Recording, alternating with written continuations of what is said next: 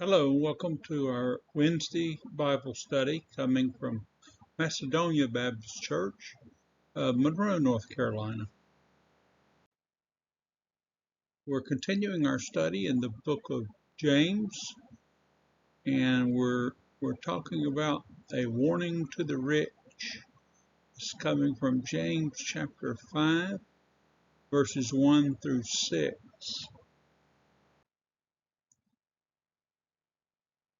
Come now, you rich, weep and howl for your miseries that are coming upon you. Your riches are corrupted, and your garments are moth-eaten. Your gold and silver are corroded, and their corrosion will be a witness against you, and will eat your flesh like fire. You have heaped up treasure in the last days. I'm going to stop reading there and just go back to verse 1. James is addressing the rich, and no doubt this group of people have abused the poor, abused their slaves, their workers. So he says, "Come now, you rich, weep and howl for your miseries that are coming upon you." A study of this verse will reveal that most likely James is talking about when Jerusalem falls in AD 70. Of course, when that would happen, everyone would be affected. At any rate, it is a cataclysmic event that happens, and the rich would be suffering as well as the rest of the people. So he's talking about miseries that are coming upon you. Verse 2, your riches are corrupted and your garments are moth-eaten. In those days, they didn't have banks to deposit your valuables.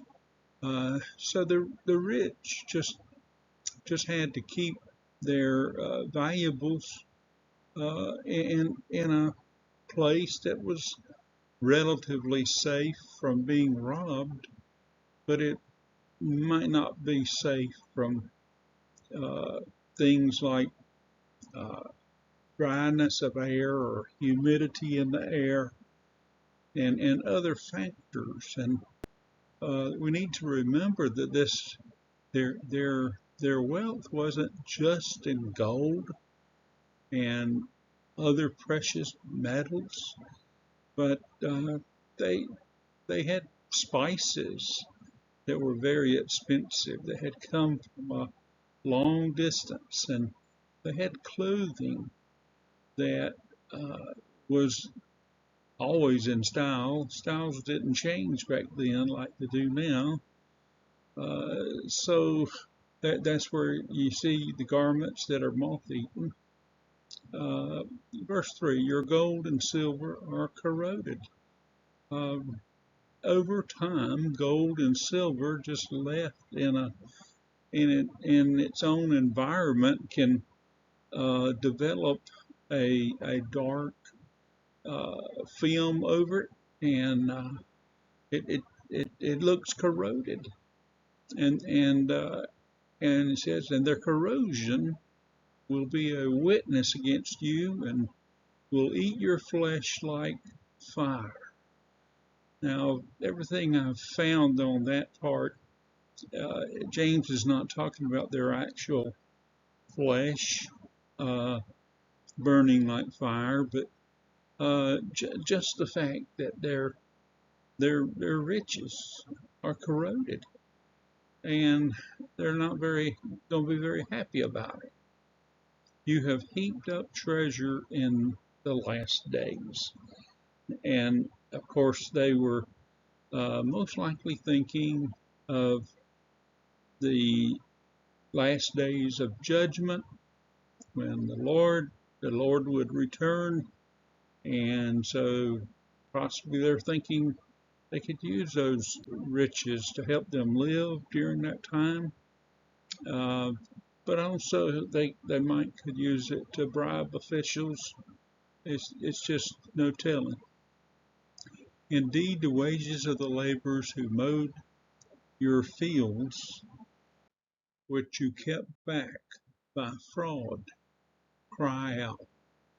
Now, as I said, these are laborers, and most likely it's slave labor, and they were paid very little, if anything, and so yes, they were defrauded. They they were not given enough to live on. It says, and the cries of the reapers have reached the ears of the Lord of Sabaoth. Now that means Lord of hosts. He is the Lord of hosts, and here we can just imagine the cries of the reapers crying out to the Lord of the hosts. And of course, he hears everyone who cries out to him. Verse 5, you have lived on the earth in pleasure and luxury. You have fattened your hearts as in a day of slaughter. And so this is just further describing their flamboyant lifestyle. They have the best of everything. They just think of pleasure and luxury, and so that yes, and they eat very well. Uh, they are lacking for nothing. Verse 6: You have condemned, you have murdered the just. He does not resist you. James finalizes this particular section with a charge and telling the rich people that they had condemned and they had murdered those who were just, and uh, and within that, it should be known a day of reckoning would be coming. But the part there, he does not resist you. That's not talking about God, that God's just sitting back and letting this happen.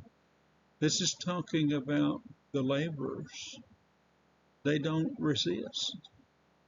Well, how could they really resist in that environment? The the owner uh, has control over them.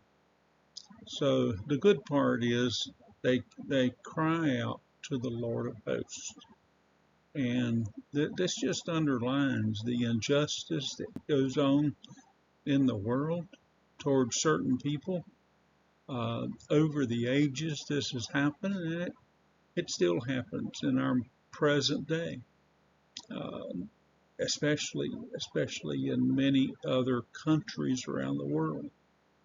And the answer is to take the gospel to these people who are mistreated, and as you're giving them the gospel of Jesus Christ, you're also reaching out to them to help fulfill their physical needs, uh, food, clothing, other things.